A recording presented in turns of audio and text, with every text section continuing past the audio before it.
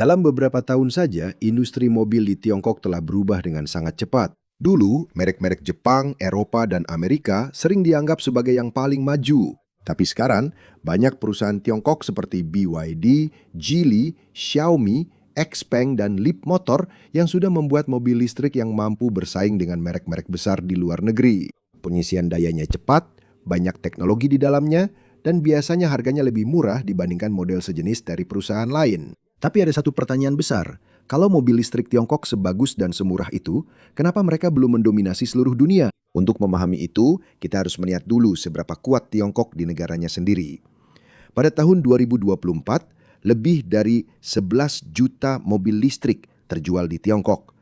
Itu hampir 2/3 dari semua mobil listrik yang terjual di seluruh dunia pada tahun itu. Hampir setengah dari semua kendaraan baru yang dibeli di Tiongkok juga merupakan mobil listrik atau plug-in hybrid. Mobil listrik atau EV adalah kendaraan yang menggunakan motor listrik dan baterai, bukan hanya mengandalkan mesin bensin atau diesel. Ada juga plug-in hybrid.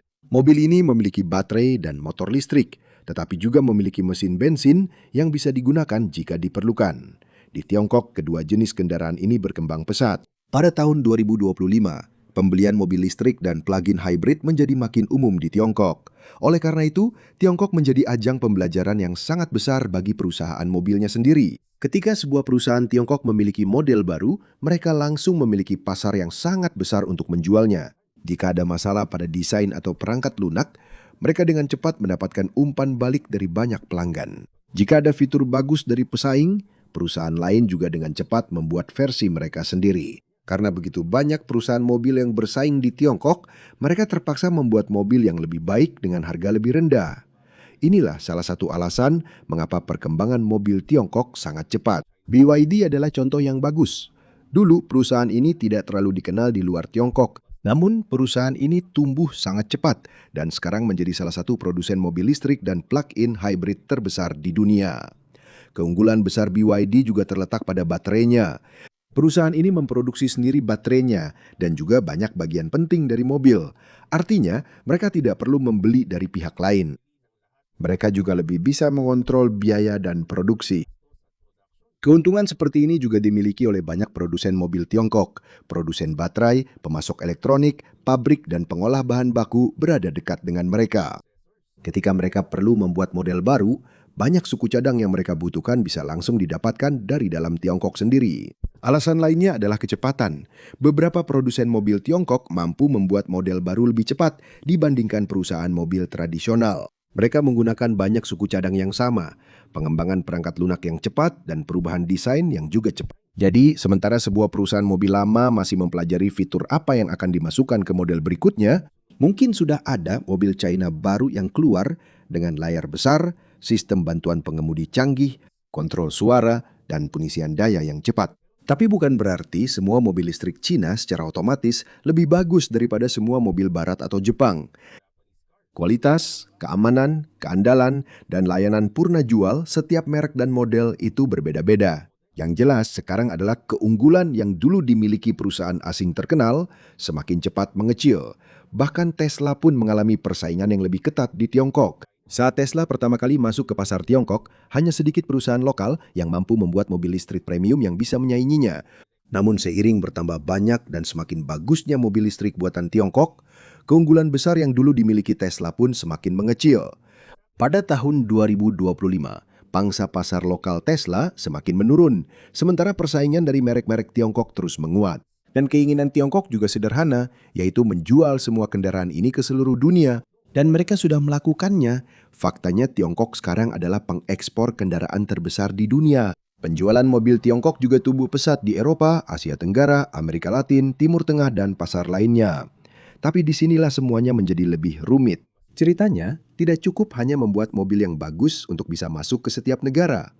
Setiap pasar punya aturan keselamatan, pajak, dealer, dan kebijakan pemerintahnya sendiri. Dan di beberapa negara besar, ada masalah tambahan. Inilah yang disebut hambatan perdagangan. Hambatan perdagangan adalah aturan yang mempersulit atau membuat mahal masuknya produk dari negara lain. Misalnya, sebuah mobil listrik asal Tiongkok bisa dikenakan pajak impor yang tinggi. Jadi meskipun mobil itu murah di Tiongkok, jika ditambah pajak yang besar, saat masuk ke negara lain, harganya tetap jadi mahal. Keunggulan harganya bisa hilang. Dan di Amerika Serikat, sangat sulit bagi merek mobil listrik asal Tiongkok untuk masuk karena tarif yang tinggi dan berbagai pembatasan lainnya. Di Eropa, Uni Eropa juga memberlakukan tambahan tarif pada beberapa mobil listrik yang dibuat di Tiongkok. Tapi meskipun ada hambatan seperti ini, kehadiran produsen mobil Tiongkok di beberapa pasar Eropa tetap terus bertambah.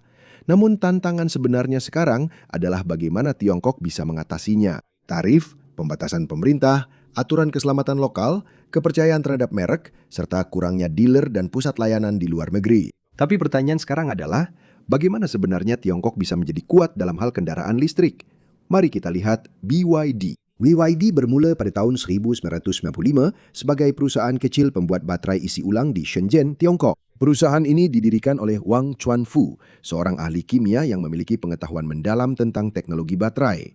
Sebelum mendirikan perusahaan BYD, dia terlebih dahulu membuat baterai untuk elektronik. Karena itu, dia sudah memiliki pengalaman dalam hal yang nantinya akan menjadi bagian terpenting dari mobil listrik di tahun-tahun berikutnya. Pada tahun 2003, BYD masuk ke industri mobil setelah membeli sebuah produsen mobil kecil asal Tiongkok. Itu adalah risiko besar karena BYD belum dikenal sebagai produsen kendaraan. Tapi rencana Wang Chuanfu sudah jelas. Kalau BYD bisa membuat baterai sendiri, mereka bisa menggunakan pengetahuan itu untuk membuat mobil listrik juga. Pada tahun-tahun awal, BYD mempelajari desain dan pembuatan kendaraan dari perusahaan mobil yang sudah lebih lama berdiri. Seiring waktu, perusahaan juga mulai mengembangkan teknologi dan sistem produksinya sendiri. Salah satu alasan utama kesuksesan BYD adalah apa yang disebut integrasi vertikal. Artinya sederhana saja, alih-alih membeli hampir semua bagian penting dari perusahaan lain, banyak komponen yang dibutuhkan BYD justru dibuat sendiri oleh BYD. Ini termasuk baterai, motor listrik, komponen elektronik, dan beberapa semikonduktor atau chip yang digunakan untuk mengontrol sistem kendaraan. Karena lebih banyak bagian produksi yang dikuasai langsung oleh perusahaan, BYD jadi lebih bisa mengontrol harga, pasokan, dan kecepatan produksi. Keunggulan ini sangat penting ketika ada masalah pasokan. Misalnya, jika ada kekurangan satu bagian penting, mereka tinggal membuatnya melalui perusahaan mitra. Dan faktanya, bukan hanya BYD yang bisa memproduksi dengan cepat. Banyak produsen mobil Tiongkok lainnya juga melakukan hal yang sama. Dan alih-alih membutuhkan waktu bertahun-tahun untuk merilis model baru, beberapa perusahaan Tiongkok juga mampu membuat kendaraan baru hanya dalam waktu sekitar 18 bulan. Di banyak perusahaan mobil tradisional, proses yang sama bisa memakan waktu beberapa tahun. Karena itu, merek-merek Tiongkok bisa lebih cepat mengikuti dan menyesuaikan diri ketika keinginan konsumen berubah. Karena gaya mereka bagus. Ketika misalnya sebuah sistem baterai baru, layar besar, atau fitur perangkat lunak menjadi populer, mereka dengan cepat mempelajari dan langsung memasukkan hal itu ke model-model berikutnya. Pasar mobil Tiongkok jadi seperti perlombaan teknologi. Setiap perusahaan harus membuat mobil yang lebih baik sebelum didahului oleh pesaingnya. Hal ini juga sangat penting dalam hal harga. Perusahaan-perusahaan Tiongkok tidak hanya membuat mobil listrik yang mahal. Mereka juga merilis model kecil dan lebih baik, ada model murah untuk keluarga biasa. Salah satu contohnya adalah BYD Seagull, sebuah mobil listrik kecil yang dijual di Tiongkok dengan harga kurang dari $10.000 pada tahun 2024. Ada juga Wuling Hongguang Mini EV yang sangat kecil yang dibuat oleh usaha patungan SAIC, General Motors, dan Wuling.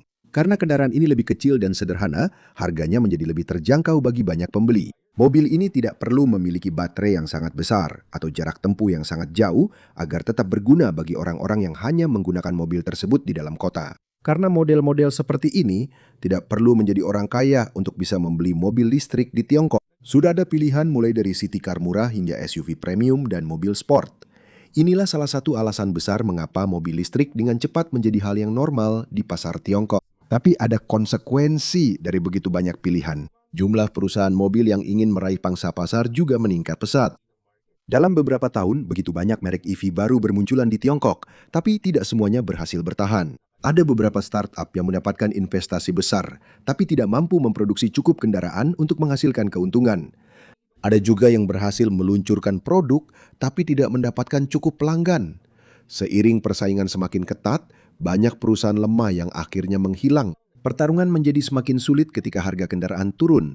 Pada tahun 2023, Tesla menurunkan harga di Tiongkok. Produsen mobil lain pun ikut menurunkan harga, supaya mereka tidak kehilangan pelanggan. Perang harga terus berlanjut pada tahun-tahun berikutnya, dan bahkan pemerintah Tiongkok memperingatkan tentang persaingan yang terlalu ketat di industri mobil. Ini bagus untuk banyak pembeli karena harga mobil jadi lebih murah. Tapi bagi perusahaan mobil, itu adalah masalah besar. Ketika harga terus diturunkan, keuntungan dari setiap mobil juga semakin kecil. Perusahaan yang memiliki biaya tinggi dan penjualan lemah bisa kehabisan uang. Jadi industri mobil listrik Tiongkok menjadi seperti ujian bertahan hidup yang sangat berat. Tidak cukup hanya membuat mobil yang bagus. Harus murah, cepat diproduksi, cepat diperbarui, dan punya alasan unik agar dipilih oleh pelanggan. Salah satu perusahaan yang menggunakan strategi berbeda adalah INEO. Alih-alih hanya mengandalkan pengisian daya, INEO membuat stasiun penukaran baterai. Ketika daya mobil INEO yang kompatibel sudah rendah, kendaraan bisa masuk ke stasiun penukaran. Dan di sini, mesin secara otomatis melepas baterai yang hampir habis di bawah kendaraan dan menggantinya dengan baterai yang terisi penuh. Di stasiun baterai yang lebih baru, proses ini bisa selesai hanya dalam beberapa menit. Kecepatannya adalah keuntungan besar. Tidak perlu menunggu lama saat mobil sedang diisi daya. Karena itu, setelah baterai diganti, pengemudi bisa langsung melanjutkan perjalanan. Namun membangun stasiun penukaran baterai juga mahal. Diperlukan banyak baterai cadangan sehingga tidak semua produsen mobil menggunakan sistem seperti ini. INEO memilih untuk tetap menjalankan strategi ini. Dan pada Februari 2026, perusahaan mengatakan bahwa mereka telah melakukan 100 juta kali penukaran baterai di jaringan mereka. Kompetisi seperti inilah yang mendorong perusahaan-perusahaan Tiongkok untuk mencoba hal-hal yang sebelumnya tidak biasa di industri mobil. Perangkat lunak yang lebih canggih, pengisian daya yang cepat, penukaran baterai, layar besar, kontrol suara, dan fitur-fitur lainnya menjadi hal yang terus diperbarui. Jadi tidak bisa dikatakan bahwa industri EV Tiongkok yang sangat besar ini terbentuk hanya karena kerja keras perusahaan-perusahaan saja. Ada satu alasan besar lagi mengapa BYD dan perusahaan EV Tiongkok lainnya bisa tumbuh secepat ini. Ini semua karena pemerintah. Disinilah terlihat betapa besar peran pemerintah Tiongkok. Selama bertahun-tahun, pemerintah menggunakan subsidi, diskon pajak, aturan investasi, dan bantuan lainnya untuk mendorong perusahaan membuat kendaraan listrik dan masyarakat membelinya. Menurut perkiraan dari CSIS, total dukungan pemerintah Tiongkok untuk industri mobil listrik mencapai lebih dari 230 miliar dolar dari tahun 2009 hingga 2023. Termasuk juga pembebasan pajak untuk pembeli, infrastruktur pengisian daya, dan program-program lainnya. Artinya, pemerintah sendiri yang membantu perusahaan mobil listrik, contohnya seperti yang mereka lakukan. Jika baterai mahal dan pembeli belum yakin apakah mobil listrik itu praktis, pemerintah bisa mengurangi harga yang benar-benar harus dibayar pelanggan melalui subsidi pemerintah atau pembebasan pajak. Itu adalah penawaran yang bagus. Karena itu, jika mobil listrik lebih murah, lebih banyak orang yang akan mencoba membelinya. Jika pembelinya bertambah, pabrik harus memproduksi lebih banyak mobil listrik. Dan ketika produksi meningkat, biaya pembuatan akan lebih mudah untuk ditekan. Namun ada juga masalah yang muncul. Karena ada dana subsidi yang diberikan pemerintah, beberapa perusahaan mencoba mendapatkan subsidi meskipun produk mereka tidak memadai atau tidak memenuhi persyaratan. Tiongkok melakukan investigasi dan menerapkan aturan yang lebih ketat terhadap penipuan subsidi. Meski begitu, dukungan pemerintah tidak selalu berupa uang langsung. Ada juga pemerintah daerah yang memberikan secara langsung kepada perusahaan mobil yang penting di wilayah mereka. Salah satu contoh yang baik adalah NIO. Pada tahun 2020, perusahaan ini menghadapi masalah keuangan yang besar. Investor yang didukung pemerintah dari Hefei, sebuah kota di provinsi Anhui, masuk. NIO mendapatkan investasi besar dan akhirnya juga memperoleh jalur kredit besar dari bank-bank milik negara. Hal ini membantu perusahaan tetap bertahan hidup sambil mereka terus menjual mobil listrik mereka. Ada satu strategi lagi dari pemerintah yang lebih langsung mempengaruhi semua perusahaan mobil. Tiongkok membuat yang disebut sistem kredit ganda. Namanya memang agak teknis, tapi idenya sederhana. Pemerintah memberikan target kepada perusahaan mobil. Mereka harus membuat kendaraan yang hemat bahan bakar dan mereka juga harus memiliki cukup kendaraan listrik atau kendaraan energi baru lainnya. Jika sebuah perusahaan mobil terlalu banyak menjual kendaraan yang boros bensin, mereka bisa kekurangan kredit. Untuk menutupi kekurangan tersebut, mereka harus membuat atau menjual lebih banyak kendaraan energi baru atau mendapatkan kredit dari perusahaan lain yang memiliki kelebihan. Singkatnya, sistem ini membuat lebih sulit bagi produsen mobil besar untuk hanya menjual mobil bensin saja di Tiongkok. Ini adalah tekanan besar bagi perusahaan mobil tradisional.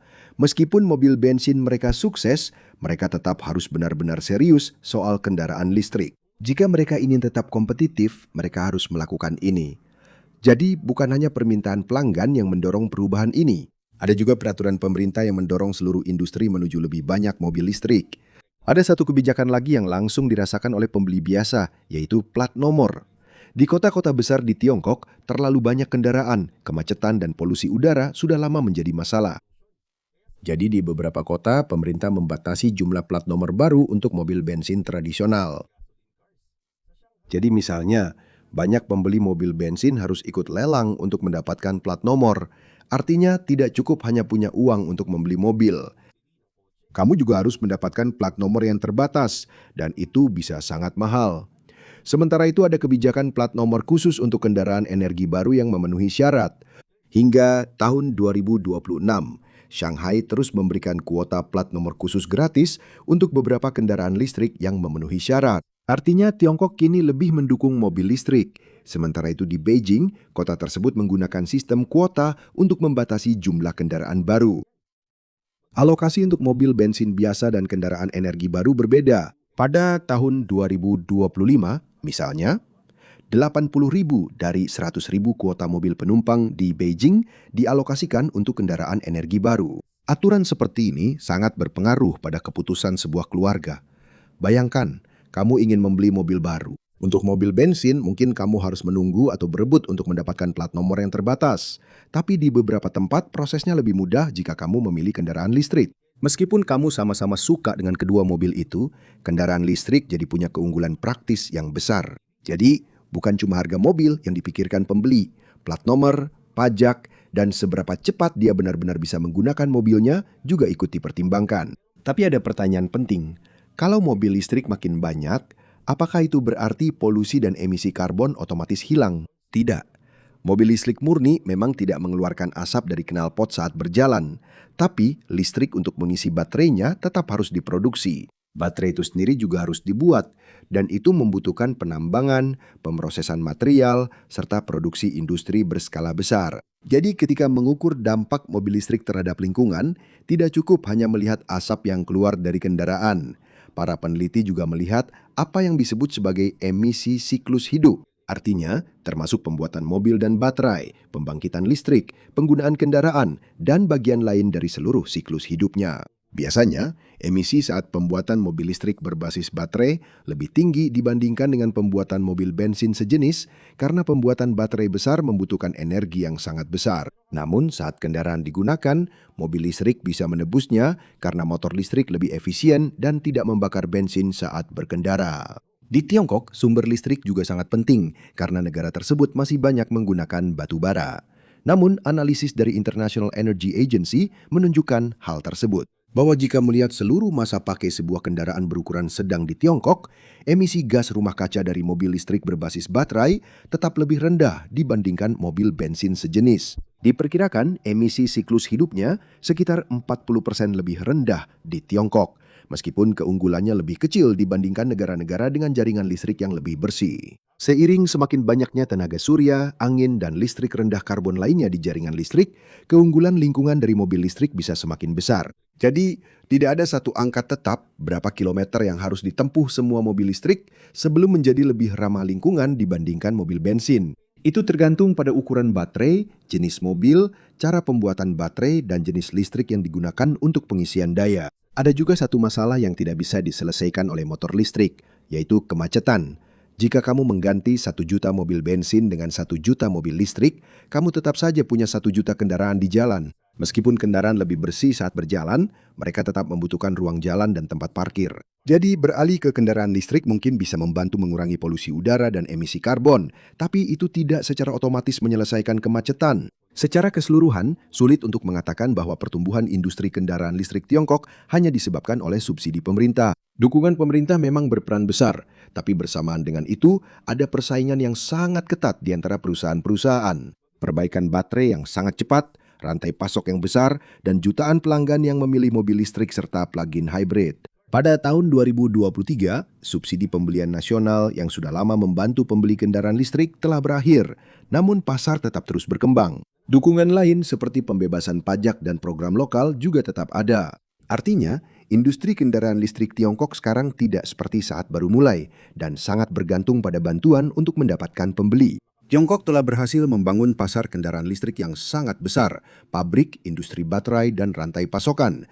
Namun tantangan yang berbeda menanti ketika kendaraan-kendaraan ini keluar dari Tiongkok.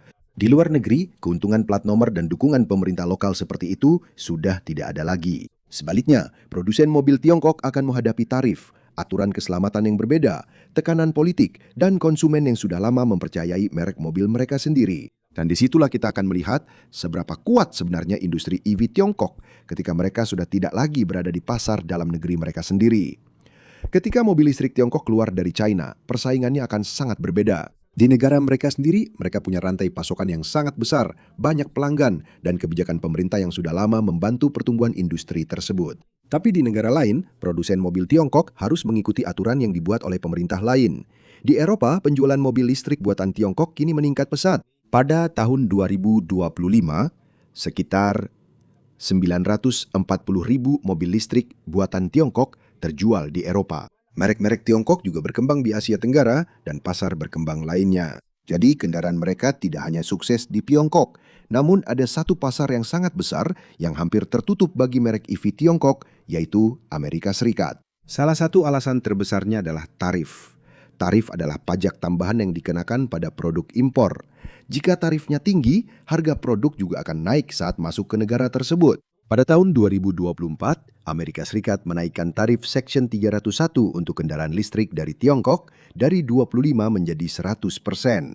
Pemerintah Amerika Serikat bertujuan untuk melindungi industri mobil Amerika dari mobil listrik Tiongkok yang menurut Amerika Serikat telah mendapat banyak dukungan pemerintah dan kebijakan lain di Tiongkok. Ada tarif lain yang dikenakan oleh Amerika Serikat pada kendaraan import dan beberapa suku cadang mobil di tahun-tahun berikutnya. Jadi meskipun mobil listrik Tiongkok murah di Tiongkok, sebagian besar keunggulan harga itu bisa hilang ketika dibawa ke pasar Amerika. Uni Eropa juga punya langkah sendiri. Setelah menyelidiki dukungan finansial yang diterima produsen mobil listrik Tiongkok, Uni Eropa memberlakukan bea tambahan pada kendaraan listrik berbasis baterai buatan Tiongkok. Untuk BYD, tambahan bea sebesar 17%. Untuk Geely, 18,8%. Tarifnya lebih tinggi untuk SAIC. Semua ini ditambahkan ke bea impor normal Uni Eropa. Namun meskipun ada tambahan pajak, mobil listrik buatan Tiongkok tetap terus terjual di Eropa. Artinya, tarif tersebut belum cukup untuk benar-benar menghentikan masuknya mereka. Perusahaan-perusahaan Tiongkok juga bisa mencari cara lain untuk menghindari biaya impor yang tinggi, seperti membangun pabrik di negara lain. Namun di Amerika Serikat, ada masalah yang lebih besar daripada harga, yaitu keamanan nasional. Mobil modern saat ini tidak lagi sekadar mesin, roda, dan setir. Banyak kendaraan baru yang sudah dilengkapi kamera, mikrofon, GPS, Bluetooth, Wi-Fi, dan koneksi internet. Ada juga perangkat lunak yang mengontrol banyak bagian mobil. Karena kendaraan ini terhubung ke internet, mereka bisa mengumpulkan dan mengirim data. Ini bisa termasuk lokasi kendaraan, informasi tentang lingkungan sekitar, dan data lain dari sensor. Karena hal ini, pemerintah Amerika Serikat khawatir bisa terjadi risiko keamanan jika perangkat lunak penting dan perangkat komunikasi dari jutaan kendaraan dikendalikan atau dibuat oleh perusahaan-perusahaan yang terhubung ke Tiongkok. Pada Kapittel Januari 2025, Departemen Perdagangan Amerika Serikat membuat aturan final untuk membatasi beberapa teknologi kendaraan terhubung yang memiliki cukup banyak koneksi dengan Tiongkok atau Rusia. Aturan tersebut mulai berlaku pada Maret 2025. Mulai tahun model 2027, penjualan beberapa kendaraan terhubung yang menggunakan perangkat lunak tertentu dari Tiongkok atau Rusia dilarang di Amerika Serikat. Ini juga mencakup produsen kendaraan terhubung yang dikendalikan atau berada di bawah yurisdiksi Tiongkok atau Rusia. Pada tahun model 2030, pembatasan akan diberlakukan pada beberapa perangkat keras komunikasi dari perusahaan yang terhubung dengan Tiongkok atau Rusia. Artinya, tidak cukup bagi produsen mobil Tiongkok hanya mengatakan bahwa mereka akan membuat mobil di Meksiko atau Amerika Serikat. Jika perusahaan dan teknologi terhubung pentingnya masih termasuk dalam pembatasan, mereka masih mungkin tidak diizinkan untuk menjual mobil di pasar Amerika. Ini adalah hambatan besar karena hampir semua mobil listrik baru saat ini sangat bergantung pada perangkat lunak dan koneksi internet. Sulit untuk membuat mobil listrik modern dengan menghapus semua sistem terhubung agar bisa masuk ke Amerika Serikat. Jadi di pasar Amerika bukan hanya harga yang menjadi masalah bagi mobil listrik Cina, persaingan, kebijakan perdagangan, dan keamanan nasional juga termasuk di dalamnya. Sementara itu, Amerika Serikat juga mengubah kebijakan kendaraan listriknya sendiri. Dulu, pembeli yang memenuhi syarat bisa mendapatkan kredit pajak federal hingga $7.500 untuk kendaraan bersih baru yang memenuhi syarat. Namun, kredit pembelian kendaraan bersih federal berakhir untuk kendaraan yang dibeli setelah 30 September 2025. Jadi, ketika memasuki tahun 2026, insentif konsumen federal yang lama itu sudah tidak ada lagi untuk pembelian EV baru. Bersamaan dengan itu, pemerintahan Trump dengan jelas mengubah arah kebijakan federal. Pada Januari 2025, pemerintahan tersebut mengatakan bahwa mereka ingin menghapus kebijakan-kebijakan yang dianggap mendorong konsumen untuk beralih ke EV dan memberikan kebebasan lebih besar kepada pembeli untuk memilih kendaraan berbahan bakar bensin, hibrida, atau kendaraan listrik. Jadi sekarang strategi dari dua pasar mobil terbesar di dunia sudah berbeda. Di Tiongkok, pasar mobil listrik masih sangat kuat. Pada tahun 2025, hampir 55% dari mobil baru yang terjual di Tiongkok adalah mobil listrik, termasuk mobil listrik berbaterai dan kendaraan plug-in hybrid. Adipongi. Di Amerika Serikat, transisi berjalan lebih lambat dan pasar untuk kendaraan bensin serta hybrid masih lebih besar. Di Amerika Serikat, transisi ke kendaraan listrik berjalan lebih lambat dan kendaraan bensin serta hybrid masih mendominasi pasar. Namun pemerintah Eropa juga berusaha melindungi industri mobil mereka sendiri dari impor murah asal Tiongkok. Jadi, sekarang bukan lagi pertanyaan sederhana, apakah mobil listrik atau mobil bensin yang merupakan teknologi yang lebih baik? Ada harga, ada pengisian daya, ada pasokan baterai, ada lapangan kerja, ada pabrik, ada tarif, ada keamanan nasional, dan ada kebijakan pemerintah. Ada satu hal penting lagi yang mengubah persaingan. Produsen mobil Tiongkok tidak perlu menguasai Amerika Serikat terlebih dahulu untuk menjadi kekuatan global. Dunia di luar Amerika Serikat masih sangat besar. Di Asia Tenggara, Amerika Latin, Timur Tengah, dan pasar berkembang lainnya, banyak konsumen yang mencari mobil baru yang murah, banyak fitur dan biaya operasionalnya rendah. Disinilah perusahaan Tiongkok bisa punya keunggulan besar. Pada tahun 2025, lebih dari 35% ekspor mobil Tiongkok adalah kendaraan listrik. Di negara-negara di luar Eropa dan Amerika Serikat, impor dari Tiongkok mencakup sekitar 55% dari penjualan mobil listrik. Di Asia Tenggara, lebih dari setengah mobil listrik yang terjual pada tahun 2025 berasal dari merek Tiongkok. Perubahan ini penting karena banyak negara tersebut sebelumnya didominasi oleh merek mobil Jepang, Korea, Eropa, dan Amerika. Sekarang ada pesaing baru dan bukan hanya BYD yang bersaing. Ada Geely, Chery, SAIC, Xpeng, Leapmotor, dan produsen Tiongkok lainnya yang sedang mencari pasar di luar Tiongkok. Tarif juga bisa mengubah di mana mobil diproduksi. Alih-alih membuat mobil di Tiongkok lalu mengekspornya, produsen mobil Tiongkok bisa membangun pabrik di negara tempat mereka ingin menjual mobilnya. Jika itu terjadi, bukan hanya ekspor Tiongkok yang berkembang, pabrik, teknologi, dan rantai pasokan Tiongkok juga akan menyebar ke negara lain. Jadi kita belum bisa mengatakan bahwa semua mobil di dunia akan menjadi buatan Tiongkok. Toyota, Volkswagen, Hyundai, Kia, General Motors, Ford, dan perusahaan mobil besar lainnya masih sangat kuat. Produsen mobil tradisional juga punya keunggulan besar dalam kepercayaan merek, jaringan dealer, jaringan perbaikan, dan pengalaman di berbagai pasar. Bahan bakar bensin juga belum tentu akan segera hilang. Di banyak tempat, stasiun pengisian daya masih kurang. Ada orang-orang yang mengemudi jarak jauh. Ada negara-negara yang listriknya mahal atau jaringan listriknya lemah.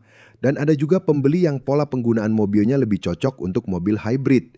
Jadi mungkin tidak akan ada satu pemenang saja. Mungkin sebagian besar mobil baru di beberapa negara akan menjadi kendaraan listrik, sementara hybrid dan kendaraan bensin tetap kuat di tempat lain. Tapi ada satu hal yang jelas sudah berubah. 20 tahun yang lalu, hampir tidak ada perusahaan mobil Tiongkok yang dianggap sebagai ancaman besar bagi produsen mobil terbesar di dunia. Sekarang, Tiongkok adalah pasar mobil listrik terbesar, produsen terbesar untuk banyak komponen penting EV, dan salah satu eksportir mobil terbesar di dunia. Jadi, kisah sebenarnya tentang mobil listrik Tiongkok bukan hanya soal membuat mobil listrik murah. Ini tentang bagaimana Tiongkok memanfaatkan pasar yang besar, kebijakan pemerintah, industri baterai, pabrik, dan persaingan yang ketat untuk membangun industri mobil yang mampu bersaing dengan perusahaan-perusahaan terbesar di dunia. Dan sekarang, bagian yang lebih sulit baru saja dimulai. Di dalam Tiongkok, perusahaan mobil listrik Tiongkok sudah membuktikan bahwa mereka bisa menang. Pertarungan berikutnya adalah apakah mereka juga bisa melakukan itu di seluruh dunia. Di negara-negara yang punya perusahaan mobil sendiri, aturan sendiri, dan alasan sendiri untuk tidak begitu saja menyerahkan masa depan industri mobil mereka kepada Tiongkok.